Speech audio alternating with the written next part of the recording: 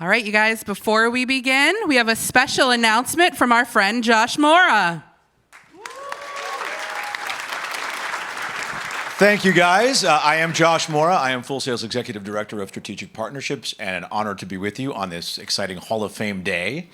Very appropriate for this panel. You may be aware, that in 2016, we filmed, along with the producer Kiki Buckley, a documentary concert movie in the live venue with the band The Orchestra called No Rewind. That film debuted at the Rivertown Film Festival in Clinton, New Jersey in 2017. And so last year, we helped sponsor that in 2017. And last year at Hall of Fame, as part of our sponsorship, we awarded a scholarship to a student who had been selected by the visual arts staff and directors to receive a scholarship in the name of the winner of the Best in Show prize. Well, today, we get to do something like that again, because in 2018, we sponsored the Rivertown Film Festival again, and this year we get to award 3 scholarships. And we're going to do that right now. So, this is as if this panel couldn't get better. It's just getting better right now. So the first of those, I'm going to do this right now, in the name of, so what we do as part of it, not only do they get the scholarship, they also begin a mentor-mentee relationship with the winner from the festival. So that's also part of this prize. So the first one, the winner at the festival of the best short, the movie was called Starlets. The director was Taylor Morano, and we are giving that scholarship to MCBS student Lorianne Melendez. Is Lorianne here? Somewhere? She is. You can come on up. Woo!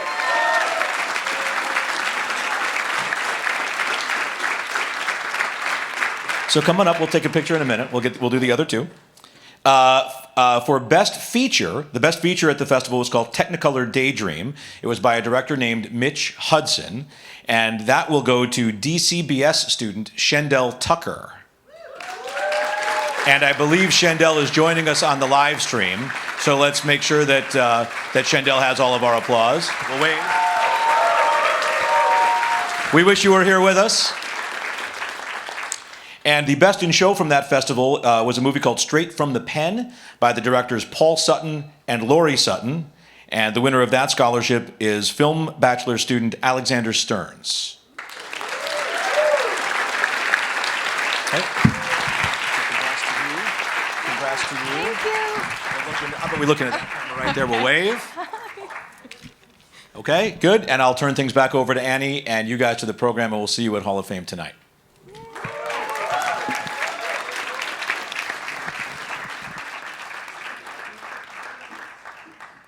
Mic's up.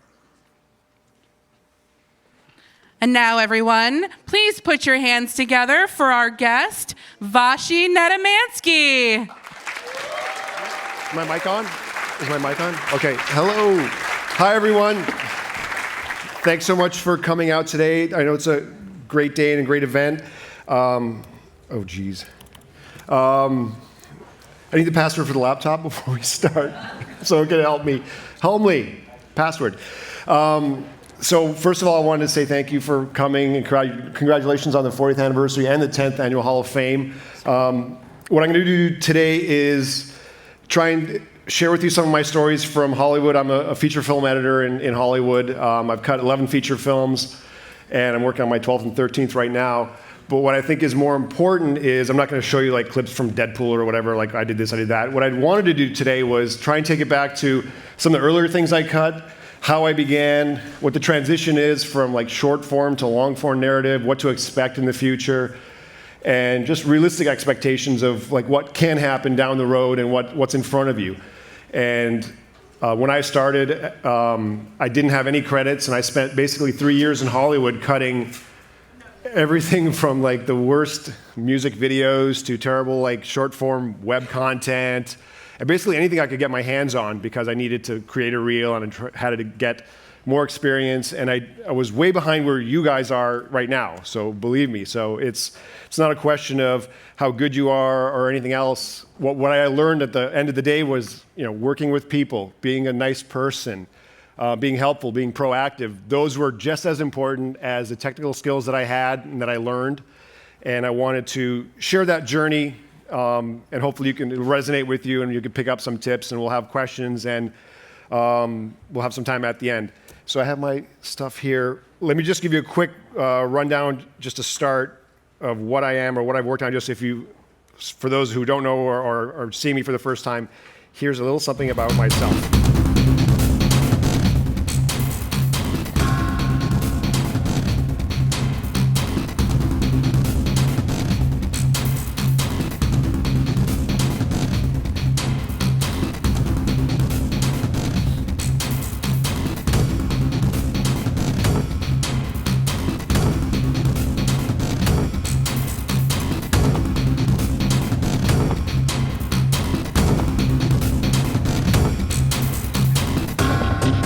Oh my God, Sharknado 2.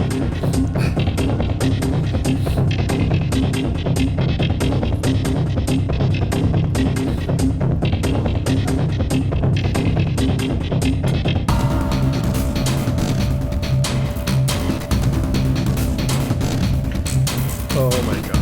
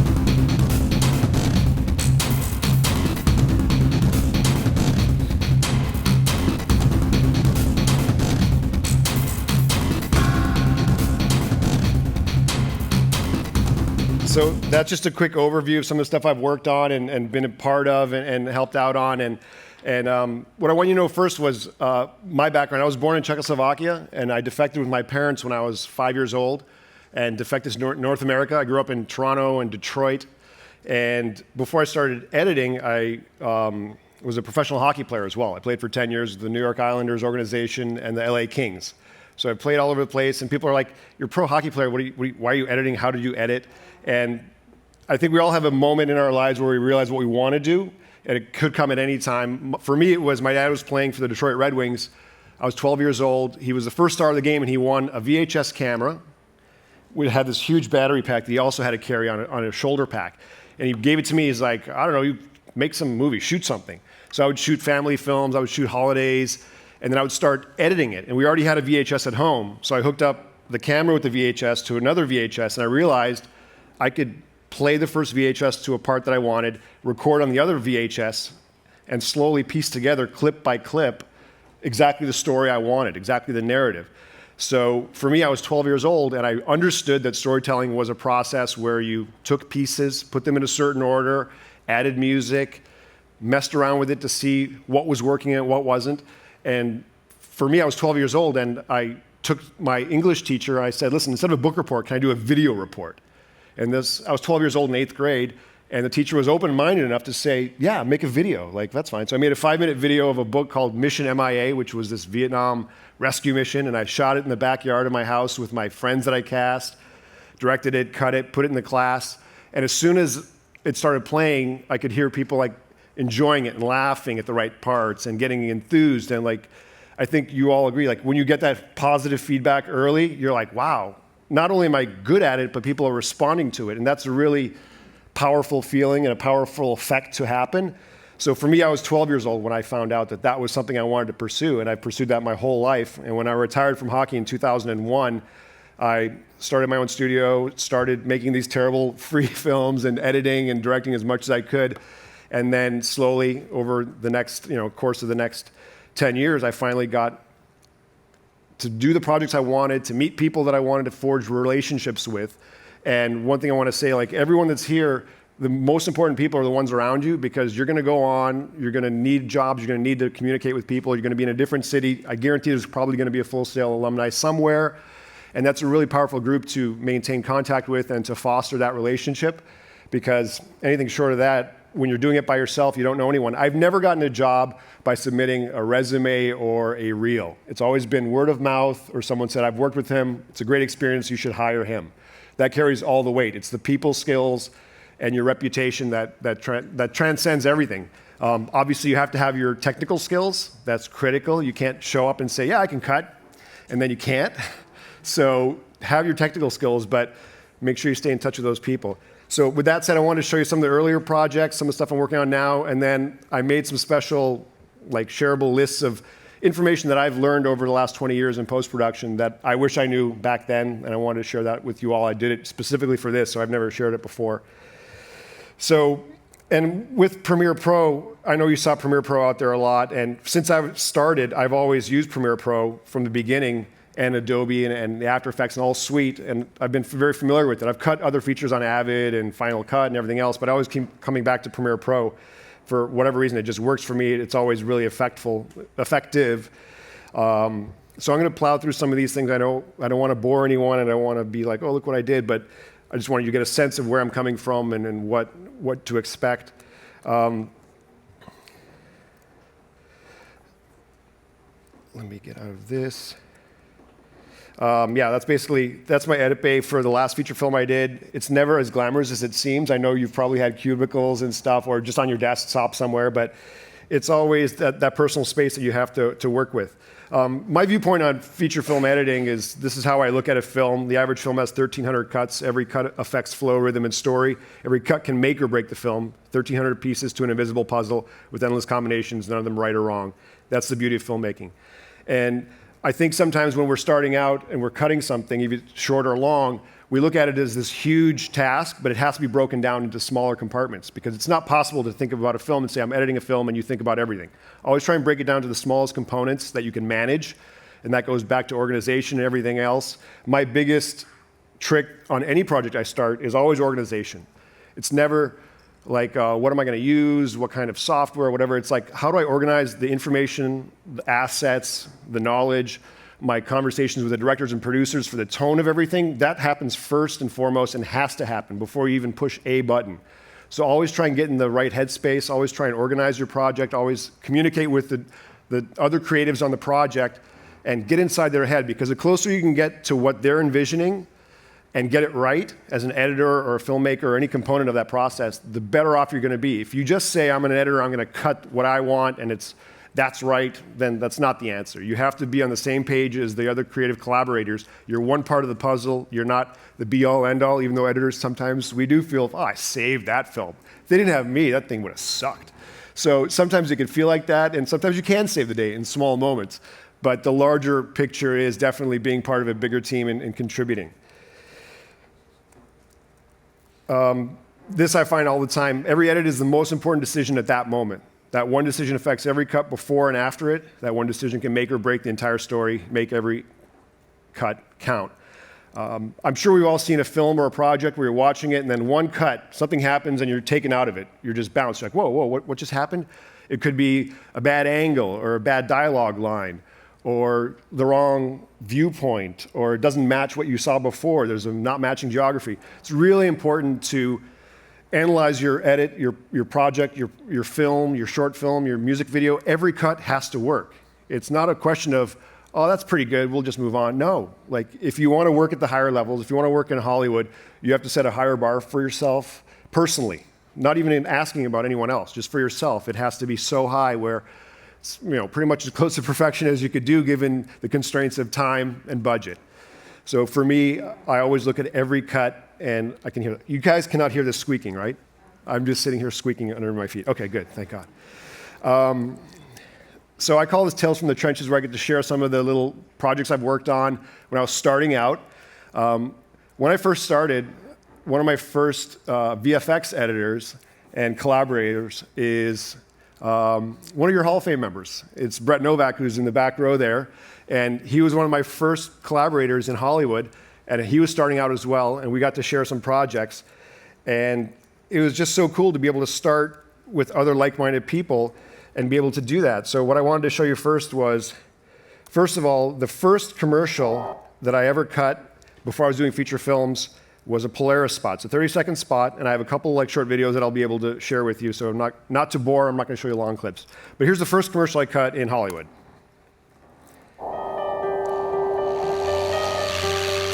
The satisfaction of reaching the top and getting to where you're going is everything. Tread roughly. That's my motto. My name's Chad Randall. I'm an extreme athlete. I got my machine. I know it's going to get me there. Through anything, over anything, and down or up anything. Are we done? Because I got to go ride. If you're not on a Polaris, I'll meet you back at the truck. All right, who could have cut that? Raise your hand if you could have cut that. Everyone should be raising their hand. Anyone can cut that. It's a matter of, on these jobs like this, when you get a lot of nice pieces, a lot of nice shots. This is with Bandito Brothers, a production company that both Brett and I worked for many years. They featured a lot of automotive stuff and a lot of high energy sports and action stuff. And it was great because the directors and cinematographers gave me great little pieces. And it's all a matter of those little tiny pieces that you put together for the story. And you may think a 30-second spot's not that hard, whatever. That takes like 4 or 5 days because there's different takes, different angles, as you all know. And the directors and the producers we want something more chaotic, more frantic, frenetic, more spinning around. So you have to keep working it, but you can make the core story, but you're still just trying to tell a story in 30 seconds. For me, I take that, I extrapolate that all the way through to a short film, 4 to 5 minutes, documentary, 25 minutes, to a feature film. The same exact process is occurring in my head. Does this shot work with this? Is this going somewhere? Is there some flow? Is there rhythm? So don't ever think that I want to do a feature film, but it's not possible, or it's too hard, or it's going to take too long. It's the same process, just extrapolated over a longer period of time and hopefully a longer budget. One of the first videos first projects that I did with Brett, that he did the VFX on, I'm going to call him out on his VFX, was this Ford commercial for Ford Flex. So this is like after a year or two of working there, and it looks better, it feels better, and it's a cool spot. So here's just a quick Ford Flex commercial.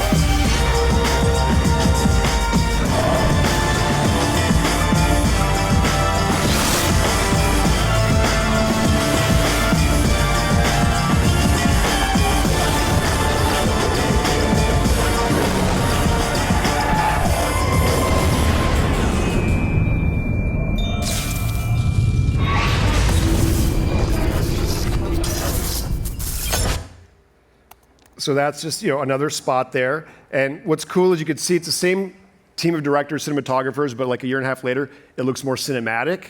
It's a bigger vision. It's not just like a guy driving through the forest, putting pieces together. Thought process. I'm sure it took a lot longer to come up with the idea, to implement it, to go shoot, both find that location in the desert, then go to Vegas and shoot on the Strip. Like that's big time stuff. So it was fun again to get those pieces and parts as an editor and be able to build that out and start seeing little storytelling pieces. Like some of that reminds me of like Steven Spielberg with the whole lights and the fog and everything else. Brett did great VFX on that, and that really helps it. The sound design, as you could tell, is really cool. And that's another thing that I always talk about as an editor and a storyteller. Make sure you spend a lot of time on audio, because it's literally, like I'll talk about it later, it's the glue that holds the whole edit together. It's more critical than you could think. Even one little bad bump of audio or a bad click or something will ruin the moment and take everyone out of it, which is the last thing you want to happen. You want it to be seamless and just flowing and normal, and you want them to be, the viewers to be engrossed and just caught up in the moment. And audio will really, really help you get there a lot faster. One thing with Premiere Pro, like at this point in 2010, this was the time that they did the Mercury playback engine. This was the moment that we could finally start creating editing with like the Canon 5D Mark II, all these cameras. Previously, and it's a huge turning point in post-production for both independent film production, documentaries, feature film, you had to transcode everything. If you shot on whatever camera you had to transcode it to make it ProRes, to make it something that you could work with. In 2010, we started to have this thing where you could put any kind of Kodak camera file inside Premiere Pro and start editing, which made commercials, independent films, everything. Everyone started making more product because they could do it at home, they could do it really quick, and it was awesome. One of the first films, I think it was the second one in the 5D, was a film called Last 3 Minutes with Shane Hurlbut as the DP and the writer. And here's just a little clip. Like, this is 5D footage from 2010. I think it was like the second film ever. But it was just so cool because, again, it gave us a tool that created more cinematic opportunities with a full frame sensor and everything else. And again, we were working with pieces and we're trying to tell stories, and things just got a little more cinematic and more interesting. And here's just a quick clip of that.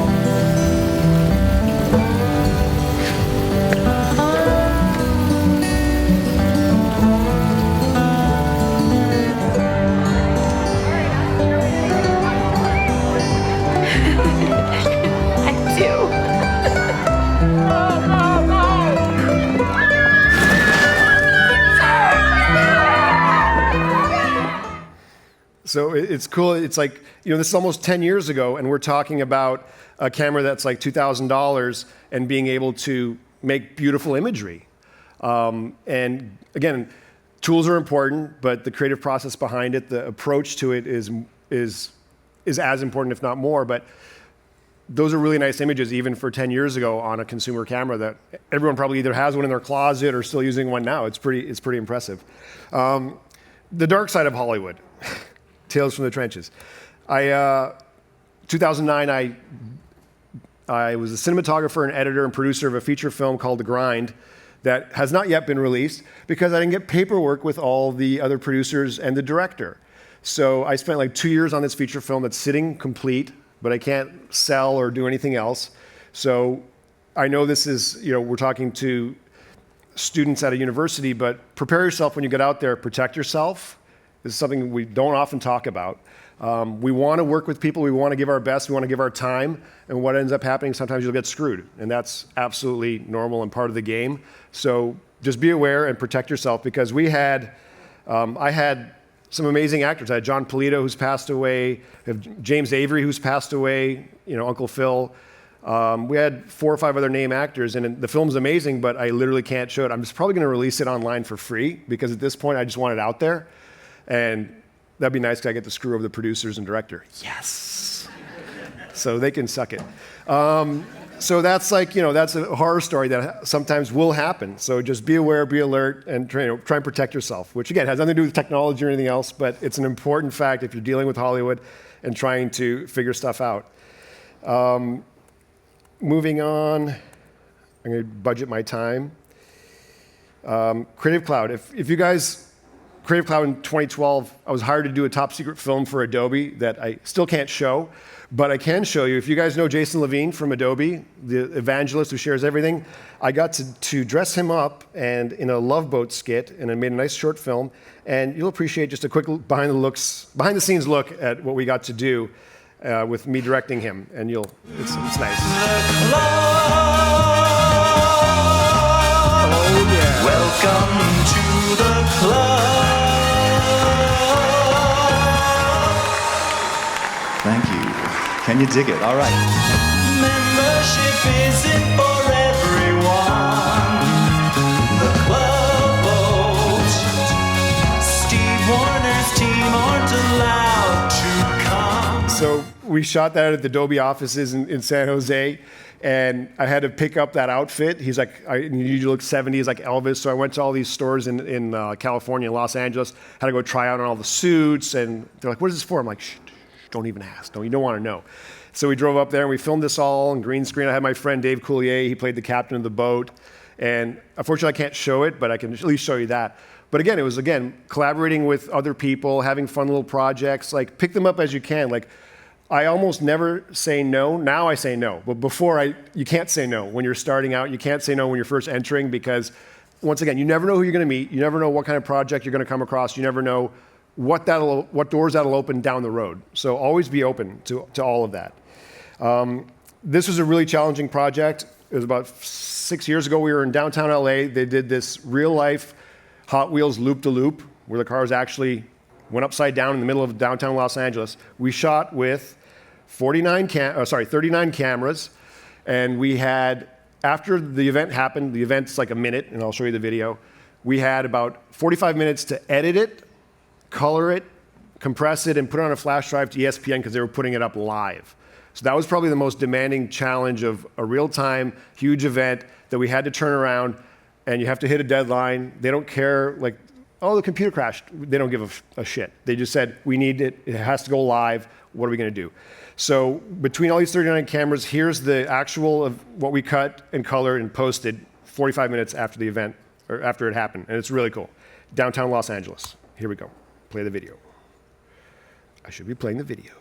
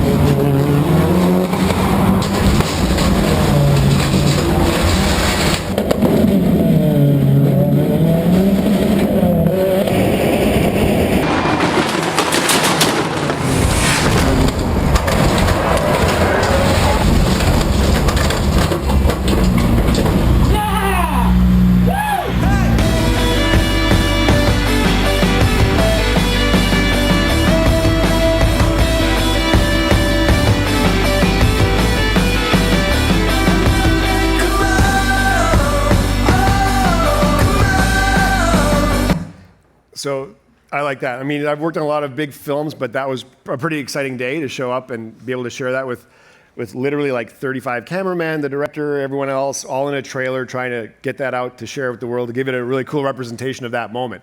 And it was like 100 degrees down there as well. Everyone was just so sweaty. But we did have really cool jumpsuits, like zip up. We're all wearing these white jumpsuits, which I still have. I still wear around. They're really nice. They're really cool. Another thing, I've already cut a couple feature films at this point. It's like, 8 years ago. I was brought on to help out with a project called Waiting for Lightning, which was a documentary about Danny Way. And I think one of the most proudest things I was asked to cut was like, they're like, here's like, hundreds of hours of footage. Can you tell a story in 1 minute, like a fake trailer for the project? You have no constraints creatively, whatever, just find a cool story about Danny Way from all the footage. So I found this one chunk where he was at the X Games at Los Angeles again. He was inside the mega ramp, which is this huge ramp that you jump off to do the tricks.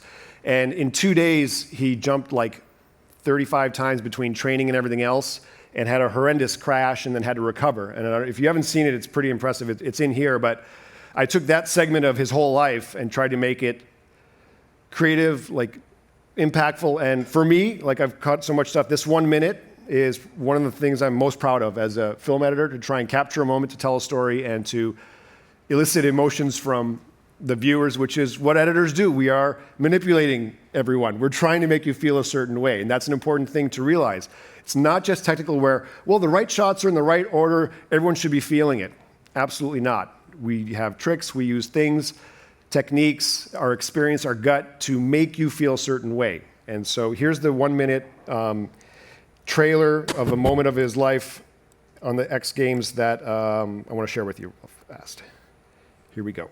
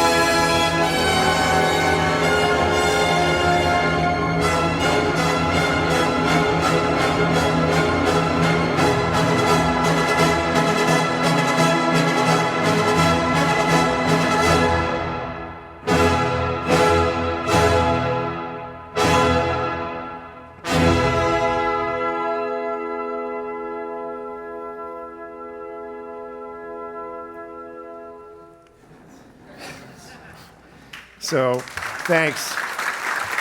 Yeah, that one meant a lot to me, like, to try and capture in 1 minute, like, how do you tell a story? So, I love those challenges. I think we all should love challenges like that. Like, find something that's longer, try and condense it down to something that's emotional. And, like, that last jump was after he had crashed all those times. That was his last jump. And, playing it in one with the music fading in and out, like, you're expecting it, I'm hoping you expect it to cut, but it doesn't cut. And you're like, oh shit, please land it. Please land the jump. So you're rooting for him. So that's the goal of that, but thank you for watching that.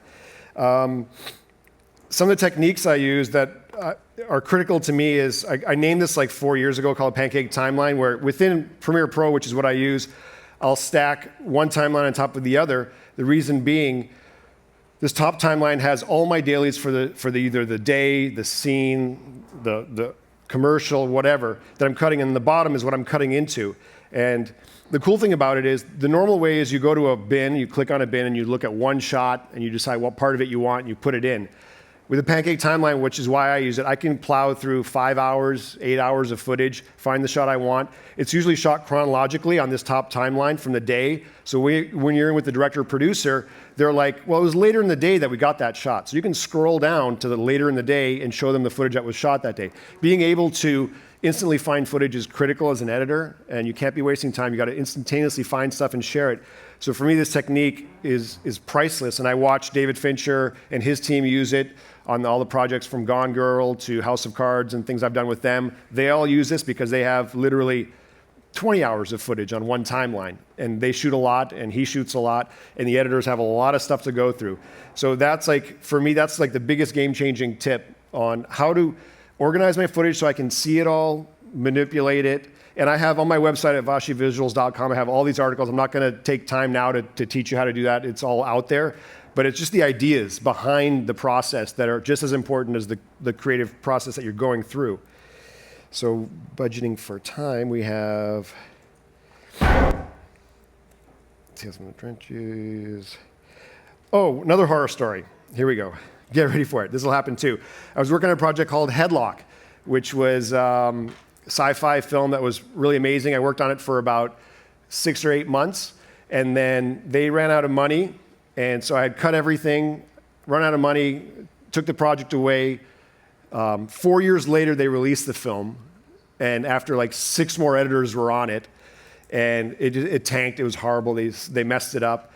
And it's one of those things that happen all the time. Like, you're hired to do a job, and people will run out of money, or they'll just like give up, or you'll get fired. I've been fired from projects. They don't even tell you why. They're like, oh. Usually it's because they go with a cheaper editor, a cheaper solution, or the director decides, you know what, I can edit this. That's not too hard. And that's when things go south. So again, be careful with who the people that you select. On projects, especially feature films, you're committing sometimes 6, 9, 12 months to a project. That's your precious time. You're limited with time, So really be careful with what you sign up for. If you believe in the project and you believe in the people, go for it. You're still going to get burned along the way, and I'm not trying to be negative about it. It just does happen. But if you do find a good core group of people, if you look at like Martin Scorsese and Thelma Spoonaker, if you look at all these teams of director and editor and post-production teams, they travel from film to film. It's because they trust each other, they know each other, they know what the other person expects and wants. They're trying to get to the end goal. And Spielberg and Michael Kahn, his editor, since '84, It's insane. Like those relationships last forever, and it makes both people more powerful and a better filmmaker because the pressure's taken off. If you have to prove yourself every new job and try and express, no, listen, I'm the best choice, I'm really great, it gets tiring. So really work on that core group of people, and I know that the people around you and the people that graduated before and are going to be graduating in the future, that's an extremely powerful group to stay in touch with and work with those people that you have. So keep that in mind to avoid the pitfalls of all that. That was my final timeline for Sharknado 2. The reason I took Sharknado 2, people always laugh, but it's like, oh, you did Sharknado 2? I'm like, yeah. First of all, I love shark movies. First movie I saw was Jaws in a theater after I defected from Czechoslovakia. I didn't speak English. I saw the shark, started screaming, hid behind a blanket in the back of the car. And so never saw the last 45 minutes, and it was traumatic. But Sharknado 1 came out, and then I knew the owner of the asylum, the company, and I said, listen, I want to cut Sharknado 2. And he's like, why do you want to cut Sharknado 2? I'm like, I want to do a shark movie. But more importantly, not everyone gets to do blockbusters with a $200 million budget. That's great if you can get that work. More power to you. But oftentimes the films are $1 million, $2 million, $5 million projects. Some of those projects look as good as the biggest blockbusters. So I wanted to figure out how the Asylum, they put out 26 movies a year. Each budget's between 1.5 million, right around there, and they have an air date because they're streaming them when they go out. They've never missed a deadline. Every film has made money, and I personally wanted to see how they did it. So I took the job not only to cut a shark film, but to find out the process. Again, the mechanics behind a successful production, which is the business side, which you have to be aware of and you should prepare yourself for as well. Know as much about the process as you can, be it from editing and also behind the scenes, like what are the producers doing? And what I found out at the Asylum was they had an amazing breakdown for post-production because so many different people are working on it, coming and going. They had a Bible of how every project should be set up, how it should be organized, what video track holds what piece of information, like the original footage.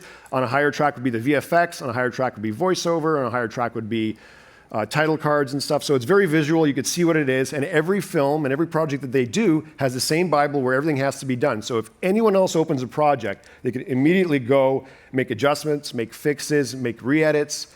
And so I learned that they had an extremely tight run ship, much tighter and much more organized than some of the biggest films I've worked on. So that was a great surprise for me. So I got the experience of cutting a shark film, but I also got to peek behind the curtain and figure out how these other companies are successful and why. And so I like that as a film editor to reverse engineer that kind of stuff and see what's going on. Here are my two favorite kills from Sharknado 2, the best of the Sharknado films.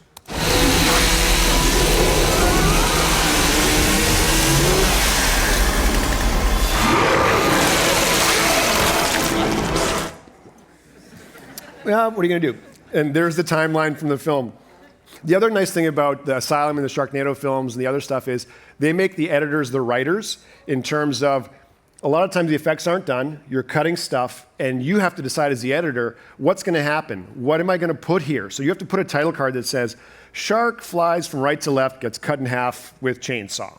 So you're actively writing it, and then the VFX people will do it. So you're not limited by what's on the script or what you have. You have to look at the footage that you do have, because a lot of times what's scripted is not what's shot. So when you get the script and you're like, I don't have any of these shots. None of this is in here. So you got to creatively say, how do I get from here to here? So you got to call out those shots and write them in, and they get done. So it's a really, really cool environment to be able to contribute to the story. And there were 20 times where we're like, you know what we need? We need guys shooting the water squirters, but full of propane or something, kerosene, and it lights the sharks on fire. A month later, I watched the final cut. It's in there. I'm like, that's my shot. I called for that shot. So it's a cool feeling to be able to contribute like that. It's just, it's always surprising what you run into and what you see. Gone Girl, we've already gone over. This is always interesting. Just to give you a reference point, like how much, if you're an editor, how much footage do you get in? This is just a quick breakdown of some of the films over time. The biggest one right now is, as far as I know, is Deadpool, which I worked on for 9 months. We had 550 hours of footage. That would take you, watching 40 hours a week, I think it would take 16 weeks to watch all that raw footage once, just to see what you have. So again, budgeting time as an editor to look at all the footage is critical, and you have to see everything because you got to be on par with the director and the producers. They're going to remember every shot that was shot. They're going to say, I know there's another version, I know there's another shot. So you have to know what the shots are and what's going on. So, it's nice to have The Hateful Eight, 95 hours of footage. That's a lot more manageable than Mad Max, 480 hours. So that's another thing when you should consider when you're getting into projects, like how deep you're going to get into the weeds when you're talking about all that footage and all that other crazy stuff going on. And let me scroll down here. Give me one sec. When people ask what's the most viewed thing I've ever done, it would be Pentatonics. Mary, did you know? I was called by the director, and she said, we're shooting this tomorrow in LA in the Caverns. We have to have this cut in 2 days and up on YouTube for their big thing. So I was handed this red footage I got 5 hours of footage, and I had a day and a half to edit, color grade, and export this video, and it's up to like 205 million views, which is cool. I'm like, yeah, you should go see my video. It's got a couple views. And here's just a chunk of it, just to show you like what the final thing looked like.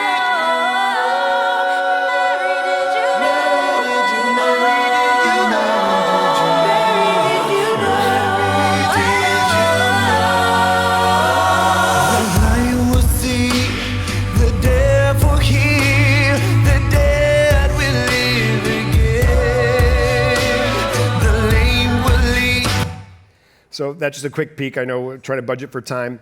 The funniest part with that was there's 5 singers. Pentatonic, yeah, 5. So when I cut it first, I didn't know who was singing. So I'm like, oh, that's a nice shot of this person. They're all singing the same thing.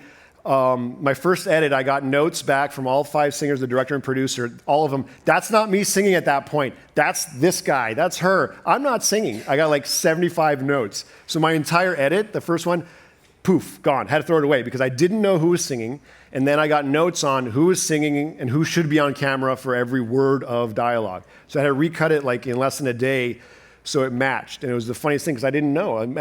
At that point, I was late to the project, and I was like, I got to get a cut out. But then I had to match every word with who's on the close-up for all that. That was nuts.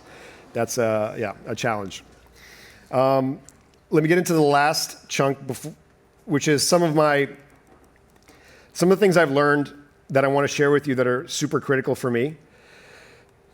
And I have so much prepared, it's insane. But given our time, I want to make sure you guys get the good stuff.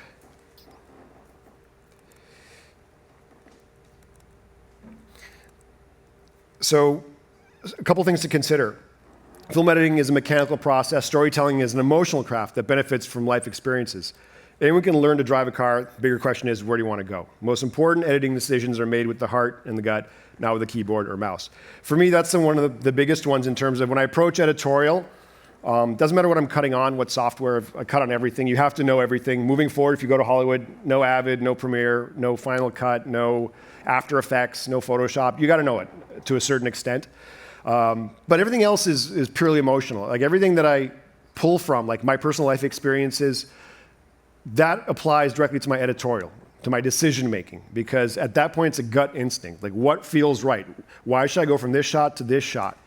Never go along with like, oh, I got to follow I can't cross this line, or the size is too different.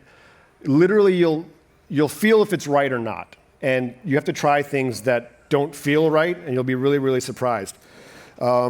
I'm going to have these available after on my website. I have like 4 slides, and I need about like 5 or 8 minutes, depending on time, to go through it. But editing tips that I've learned like over the years, I'll just plow through them, but cut on the act and motion to help hide the edit. There's always times where you're cutting something. If you can cut on the action, you're always hiding the edit. It's always nice to try and have that fluidity. And again, you don't have to do it that way, but I just found that if you're in a rush, this always works. Like these always work. Cut a shot shorter rather than longer. It's very easy to bore people. And the last thing an editor or a filmmaker should do is bore someone, no matter what you're doing. So always fall on the side of shorter rather than longer, because then you can always play it off like a creative choice. But if it's long and boring and you're lingering on a shot for no reason, there's reasons to linger on a long shot. But if you do it for no reason, it's not going to help very well. Action shots. This has been used since the beginning of time. If I'm going to punch someone, the first side of the shot's going to have the punch. The second side, where the guy's coming, will back it up so the punch is coming again. So you can really read the punch and feel it. Same thing for, I don't know why it's always fighting, but sword fights or whatever. Any kind of motion, if you want to have more of an impact, it takes the eye a couple frames to register that we've changed the angle of the shot, so overlap those frames. Performance trumps continuity. This has been spoken about with Scorsese and Thelma Spoonaker, his editor forever. There's going to be continuity errors happening, but focus on the emotion of the moment, focus on the characters, focus on their interaction, and don't worry about the little stuff. Stuff's going to get through anyways. It's not about having a perfectly continuous film. It's about having a seamless emotional connection with the scene and the film. So that's really critical.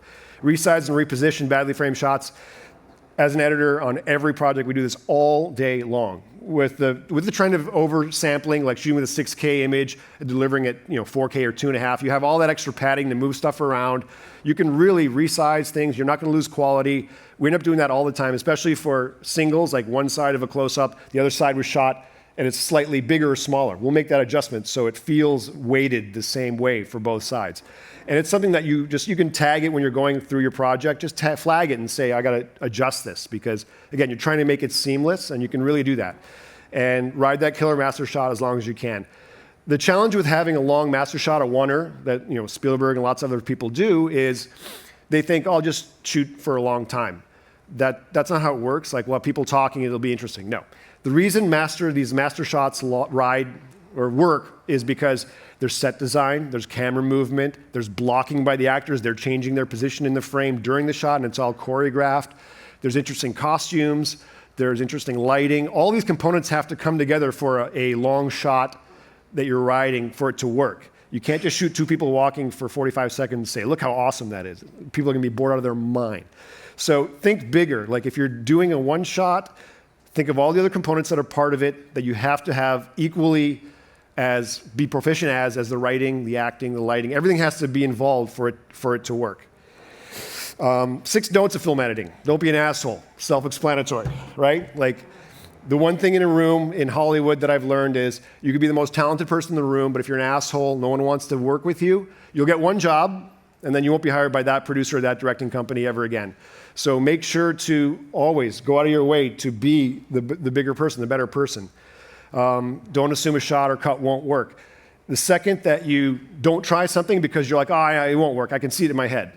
I've been proven wrong so many times. Always try that shot that you don't think is working. If someone suggests it, try it, because you're going to get the credit at the end of the day. If it works, you'll be like, that was my choice. So it's true. 5? 5 minutes? 5, yeah. Okay, thank you. Don't forget to save and back up when your work often.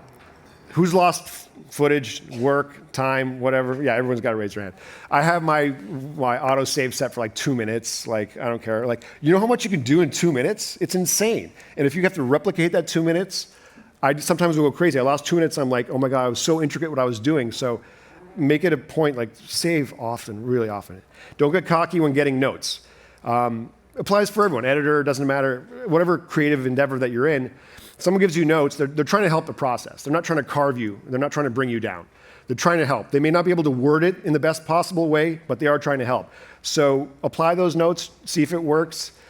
Show them that it doesn't work. Once someone else sees that it doesn't work, then they'll accept it. They won't accept you saying, listen, that's not going to work. I know better. No one likes that. Just do the work. Make the time to do the notes and take care of it. Don't forget to have fun. Absolutely. You don't kill yourself because it's not a job that you need to kill yourself. You got to have time, got to have time to make time for fun, and that's critical. I got 2 more slides. Sorry if it's all heavy, but this is like super critical for me. For myself, these are things I've learned that I apply to everything. Watch every frame of raw footage at least twice, then start. A lot of people are like, well, I don't have enough time. I'm like, that's fine. It's going to be difficult, but try and get as far as you can. Like the more you're familiar with the footage, the better off you're going to be crafting the story and doing everything. Nurture the relationship with the director. It's sacred. As an editor, I'm in the room with the director usually alone for 6 months. If you're not a nice person and you're not easy to be with, and that's going to be a miserable 6 months. And even if the director is pissed off, he's or she's pissed off, there's going to be so many things that they're dealing with. Your job is to calm them down, to make them be their psychiatrist, to be like, oh, everything's fine. Check out this. Let's talk about that. You're going to be privy to a lot of things that are private and sensitive. So really nurture that relationship, because if you do a good job, you'll be hired again and again, and that's what you want. The mark of a good editor or a good professional in Hollywood is that they get hired by the same people over and over, or they're wanted all the time, or they're not available because they're working on this. That's a great sign. If you're hustling every job and you do it once with one person, you should probably reevaluate yourself. Look in the mirror. It's not always about someone else. Oh, they're not nice. No, it's probably you. Find any shot instantly. We talked about that. Organization, when I start a project, is huge. Without that, I'm useless. Factor in extra time for renders, exports, errors, and crashes. If you promise something that's going to be delivered at X time and you don't deliver, then that's like a black mark on your name. So if you have to export something at 6, then stop at 4. So you have an extra window. Like, give yourself that allowance. Otherwise, you're going to be making excuses down the road, which no one likes to hear, believe me. Attempt edits that shouldn't work. You'll be surprised. That's like on the previous one, critical. Spend more time on audio. We talked about that. Cut for the scene, but always in context of the whole film. That one's huge in terms of, again, the flow of a film, macro and micro. I look at the whole film, and if I see one scene that I'm working on, I got to remember the tone of the whole film and try and make that one scene work within the big context. I can't have one scene that's just out of whack, has nothing to do with the rest of the film. It's going to stand out, and it's going to ruin the experience. So have the macro and micro view of looking at the whole film and the little tiny piece of the film as well. Last slide, this is the one I made for you guys. 10 filmmaking lessons I wish I knew when I started out. Think team first, individual second. Once again, if you want to have a career in Hollywood and you want to survive, then you have to be contributing. You have to be thinking about something more than yourself and what you're personally going to get out of this job. You got to be thinking about, how can I contribute with my collaborators, make it a fun experience, give them what I'm best at, and be part of a team. Be proactive in your tasks. If you finish your task or whatever you're doing, move on for yourself to something that you want to do, or think about what's coming up next and start doing that. No one likes to see anyone in the process sitting there doing nothing, and they're like, what'd you do? Well, I already finished my first edit. I've never seen an editor like finish an edit and just stop and just hang out waiting to be instructed what to do. We're jumping on something else. We're tackling another process, another project, another whatever. Like, there's always something to be done. And if the director or producer comes in, they're asking what you're doing, are you finished with that scene? You're like, I finished that scene, I'm already on another scene. That's a really good thing to be doing, instead of finish that scene and being like, oh, just waiting for you to come in so I could show it to you. That's bad. So be proactive, keep moving forward as much as you can. Again, the shark stops swimming, it's gonna die. Don't be a shark. Don't burn your bridges. Lots of times we can get totally pissed off. We have horrible experiences. Your choice. You could burn bridges or not, but Hollywood's a lot smaller town than people know, and you will run into the same people you worked with, so burn bridges at your own risk. I don't like to do it, and I'm a really professional hockey player. I got a hell of an attitude. I can be arrogant and stuff, but in the room, in my role as a filmmaker and everything, I know my spot, I know my place, I know my strengths and weaknesses, and I try and be someone that people want to interact with and work with, and I leave the macho shit to the side because it has no place there. So it's important to know that. Triple check your work. If you have the time, keep watching everything until you turn it over on any project. One little mistake and you can be flagged as, oh, they're not being thorough. They're not careful, and that's not something you want to be tagged with. Use as much time as you can to keep checking on stuff. Same thing with pick your battles. If you fight the director or producer or your fellow collaborators on every little thing to get your way, that never works out. It never works out. If there's something you really believe in, go for it, make your case, and try and get through it. But more often than not, just try and, again, pick your battles, self-explanatory. Take the temperature of the room. No matter what's happening in your day, whenever you go into a room, you got to sense the temperature, see what's going on. Is it a happy day for everyone? Has something gone south and everyone's really pissed off and shitty? Then you have to adjust your behavior for that. You have to be very conscious, alert, and just sensitive to what's happening at all times. And that's something most people don't think about. They'll walk in, they've had a great day, they're all happy and stuff, and everyone else is not. Got to be alert. Got to take the temperature of the room and adjust yourself. Follow the chain of command. If you have a problem and you go over someone's head, it's going to get back to the person that you went over, and they're going to come shit on you. So if you have a problem, if you're an editor, talk to your post supervisor. Talk to the director. But you never go to the producer and say, the director's not giving me what I want, or I don't think the director is editing this the right way. You'll be buried. You'll never work again. So follow the chain of command. It's very much like military. Just you have to know your position. And again, you can't step on people's toes, even if you're right. It doesn't matter if you're right on that one situation. You'll be looked at as like not a team player. Know your role and own your role. Know what you're strong at. Do that. And don't try and cross over and say, I just wanted to help out and do a quick pull this key over here. Like, stay within your lane to a certain extent. Like, do the best you can at your specific role. Everyone has a job on the team, and the team is going to be the strongest when everyone's just doing their job and pulling on the same rope. As soon as you start crossing over, you're like, I have a great idea for music here. I'm going to go record it. No one wants to see that. No one wants to hear it. At the highest level, right? Like in a smaller collaborative indie film community where everyone has to contribute, there's more of that happening. But at a higher level in Hollywood, which is something that you'd want to attain, then stay in your lane a little bit and know that. Approach challenges from new angles. I always get stumped. If I get stumped, I'll go out of the edit bay, I'll take a walk, I'll think about something else. Our brains are always working, right? Some of the most creative ideas happen in the shower or at dinner or at breakfast, not in the edit bay, not in the studio, not in the office. Your brain's always on. Just let it be open and let it do that stuff. And finally, good enough is not good enough. In Hollywood, if you think good is good enough, you're wrong. The bar's too high. If you turn over something because you want to be flattered by someone saying, that's a really good edit, you're in the wrong business. You got to have it dialed in when you show someone. You got to be confident. You got to know it's working, and that only comes from experience and proper feedback. Don't look for pats on the back. Just look for turning over the highest quality product, edit, scene, film that you can. You have one chance to show something to someone, and if it's not good enough, it'll be held against you. So I'm not saying everything has to be perfect, but it has to be as good as humanly possible, and set your bar as high as you can. I believe that's it for now. All of these slides and all my explanations and tutorials are on my website, which is vashivisuals.com, if you've been there or not. But that's where I share all my stuff, and I have lots of presets, and every project I've worked on, I've made some kind of asset for it that's free. There's no sign up or anything. Just go grab it and go use it. It's fun. It'll help you be a better editor, from being organized to effects or whatever else. Go grab it. I don't need to get anything for that. It's my pleasure of sharing that stuff. And I want to thank you for listening to me ramble. I hope it wasn't too much. I know it's a lot of words. So thank you very much for that. And if you have any questions, we have some microphones. We have some microphones around. If anyone has any questions about anything, I'm more than gladly. We got like 15, 20 minutes, whatever you need. Hey, how's it going? Thanks so much for joining us. My pleasure. So with a film like Waiting for Lightning, big fan of it, by the way. Yes. What was like your approach to receiving all the footage on Danny? Did you study him as an athlete beforehand, or did you kind of just go into it not really knowing who he is? I went in cold for my part of it, which was kind of cool because I wanted to look at him. I wanted to see his body behavior, his how he held himself. I knew if he was on or if he was off. I knew if he was hurt. I knew if he was emotional.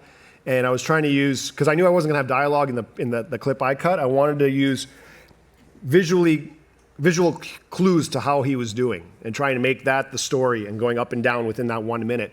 I know they had hundreds and hundreds of hours covering his whole life from when he was 4 or 5 years old. So it's in an intense, comprehensive story. So for the other editors that cut the whole feature film, that was a huge challenge. They have so much to pull from, and to condense it down to an hour and a half from hundreds of hours of someone's life, it's not no easy task. But organizing it was huge, and the team did a great job with being able to access anything at any time. They're like, we want something from when he's 10. There was just one project that had all that footage there, so you could cherry pick.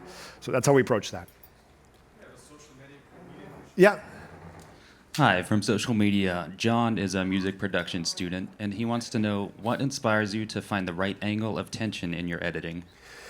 More often than not, the film or the project or the video, it'll tell you what it needs. It's kind of weird. It's hard to explain, but the more you cut, you're pulling from previous experiences. You're pulling from films that you've seen. Through osmosis, watching all these movies, you get a sense of what is working on like other films, and that carries over through you into your project. So it's a matter of fine-tuning, but there's the right level of tension for each scene, right?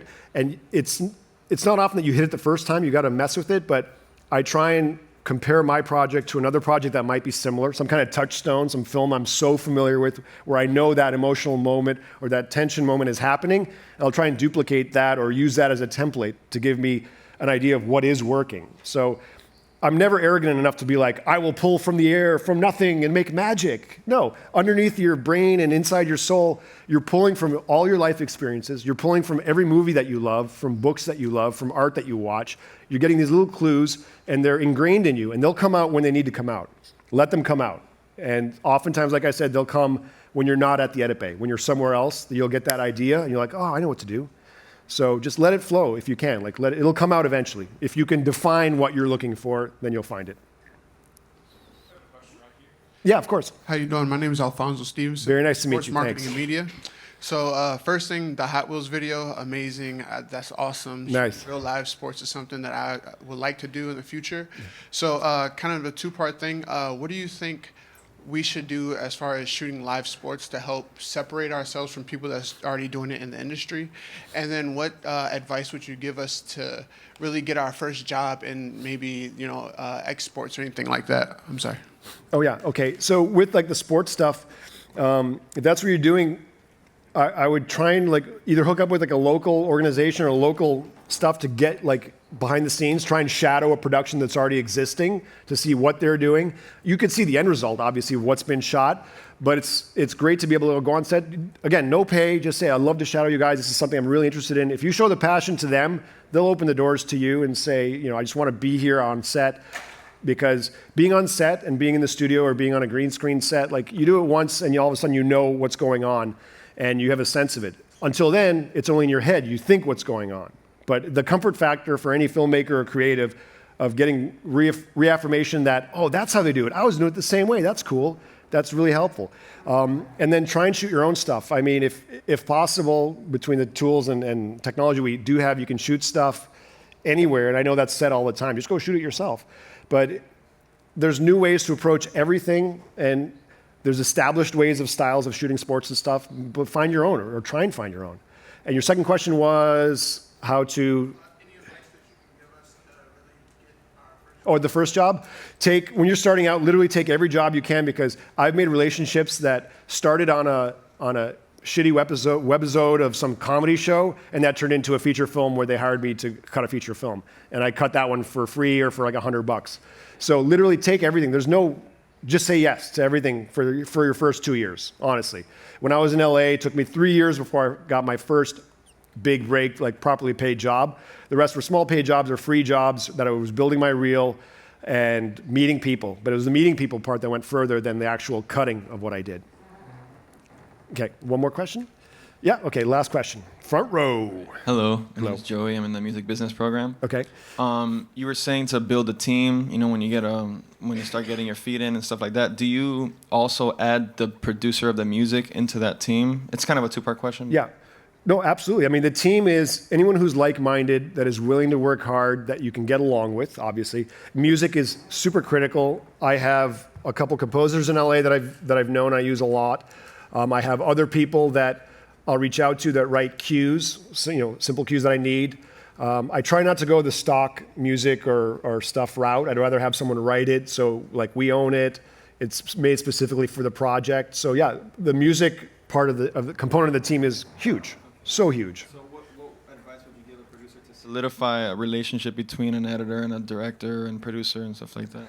To solidify it is like to be open, to be, again, it keeps coming back to like going above and beyond with providing something up front with no expectation of getting it back, because that'll really make you stand out from other people who are like, oh, I can make you a track, it's only gonna be $100. I'd rather work with someone who'll give me something for free that's of the like-minded persuasion and gets what I'm doing than someone who will crank something out for $50. Because then I know, they don't care, they just want $50. So I would, again, it goes back to the selection of people that you're working with. So making that team or working with the production, if you have a good feeling about it, I would make something for free, I would cut something for free, I would color grade something for free, because if I have a good sense of the person, I know that they're going to come back around when there is a bigger project or another project that you can both collaborate on and both own. That's when you make your break, make some money, make an impact. So that's what I would do. Okay, any other questions? Are we all good? Okay, awesome. So again, congratulations everyone on the anniversary. Thank you so much for taking time to listen to me ramble. And I appreciate it big time. Thank you.